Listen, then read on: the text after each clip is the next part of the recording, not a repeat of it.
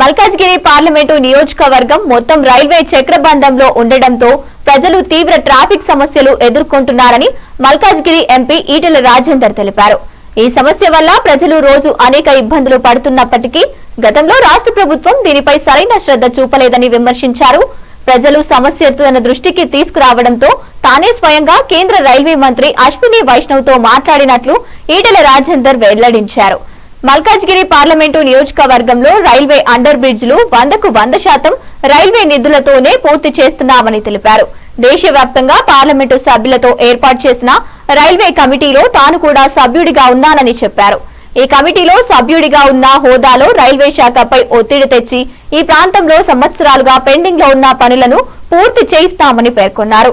గత ప్రభుత్వం కేవలం శిలాఫలకాలు వేసి వదిలేశారని, దశాబ్దాలు గడిచినా పనులు ఎందుకు పూర్తి కాలేదని ఆయన ప్రశ్నించారు.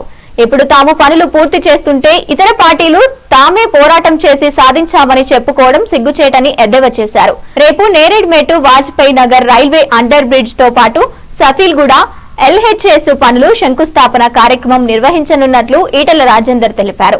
ఈ వివరాలను ఈ రోజు ఆనంద్ బాగ్ లోని కమ్యూనిటీ హాల్లో నిర్వహించిన ప్రెస్ మీట్ లో ఈటెల రాజేందర్ వెల్లడించారు. ఉమ్మడి జాబితాలో ఉన్న ఉమ్మడి డబ్బులతో కన్స్ట్రక్ట్ అయిన ప్రాజెక్టులు కాబట్టి ఈ కోఆర్డినేషన్ చక్కగా లేక, కోఆపరేషన్ చక్కగా లేక నత్తనడక నడిచేది. ఇవాళ బొల్లారం మార్కెట్లో అక్కడ ఒక ఫ్లైఓవర్ కావాలని చెప్పి 1993లో శాంక్షన్ అయింది. 1993 దానికి భూమి అక్వైజేషన్ కూడా జరిగిపోయింది. కానీ ఇప్పటిదాకా అది కాలే. అంటే 30 ఏళ్ళు గడిచిపోయినప్పటికి కూడా అక్కడ ఒక ఆర్ఓబి కట్టలేకపోయింది.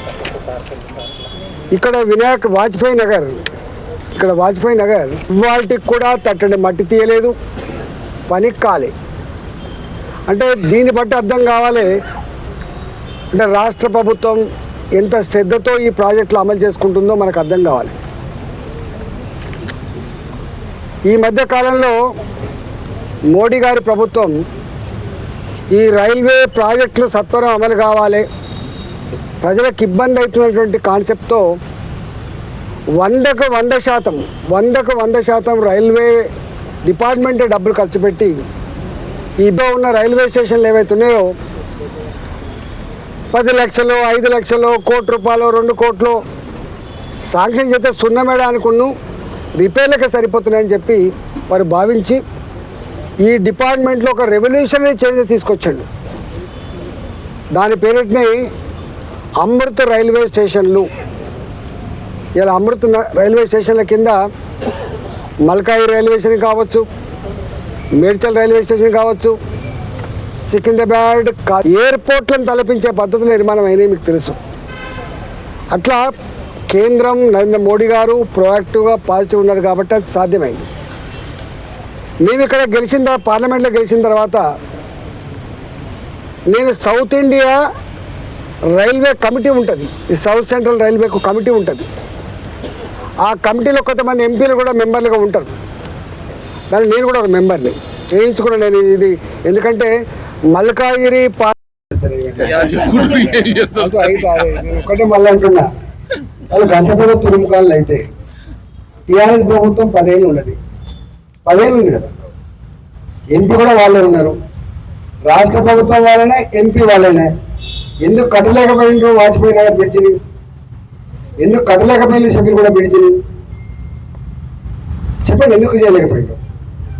ఎందుకు ఇవ్వలేకపోయిండ్రు ఒక బొల్లాల బ్రిడ్జిని? లేవా అప్పుడు సమస్యలు? ఇవాళ కొత్తగా పుట్టుకొచ్చి ఈటెల అందరూ ఎంపీ గారు గెలిచాక పుట్టుకొచ్చినాయా? మాట్లాడడం వస్తే కానీ అంటే నా స్థాయికి సరిపోతుంది కానీ మాట్లాడలేండి, బాగుండదు. ఏదో చేయకపోతుంది అన్ని వట్టి మాటలు. కాళ్ళు తంగేలు దాటే అంటారు, మాటలు కూడలు దాటే కానీ కాళ్ళు తంగేలు దాటే అంటారు. కొత్త వచ్చిండ్రు ఇట్లే ఉంటారు, ముందు తెలుస్తుంది. గవర్నమెంట్ కాదు ఇది, దేశవ్యాప్తంగా కంటోన్మెంట్. ఇది ఒక సికింద్రాబాద్ కంటోన్మెంట్ కాదు కదా. కేంద్ర ప్రభుత్వం పాలసీ మ్యాటర్ తీసుకుంటుంది. మేమేం కలుపుతా అంటే మేమేం అడ్డుకుంటాం కాదు. కానీ మేము చేయగలిగే, మేము కోరగలిగే ఒకటి ఉంటే కోరినది. ఎన్నికలు లేక 5 ఏళ్ళు అవుతున్నాయి. తక్షణమే ఎన్నికలు నిర్వహించండి, పాలక మండలిని మాత్రం పొందరించండి, లేకపోతే అది ఇబ్బందులుగా ఉంటాయని చెప్పి నేనే దరఖాస్తు వచ్చిన రెండు సార్లు ఇచ్చి వచ్చాను. ఒపీనియన్ ఉన్నది. వాళ్ళు ఏమంటారంటే కంటోన్మెంట్ కంటోన్మెంట్ ఉంచండి, ఈ పచ్చదనం ఉండదు, లేకపోతే కాంక్రీట్ జంటంగా మారిపోతుంది. సికింద్రాబాద్ నుంచి కంటోన్మెంట్ ఎంటర్ అవుతున్నప్పుడు అక్కడనేమో వడగాళ్ళు వస్తూ ఉంటాయి, ఇక్కడ రాని కొంచెం చల్లగాళ్ళు వస్తూ ఉంటాయి. 2-3 డిగ్రీల టెంపరేచర్ తక్కువ ఉంటుంది. ఈ 20 మినిమం 3 to 5 years రైల్వే ప్రాజెక్టులు మినిమం 3 to 5 years ఉంటాయి. రాష్ట్ర ప్రభుత్వం సమయం ఉంటే వెంటనే అయిపోతుంటాయి.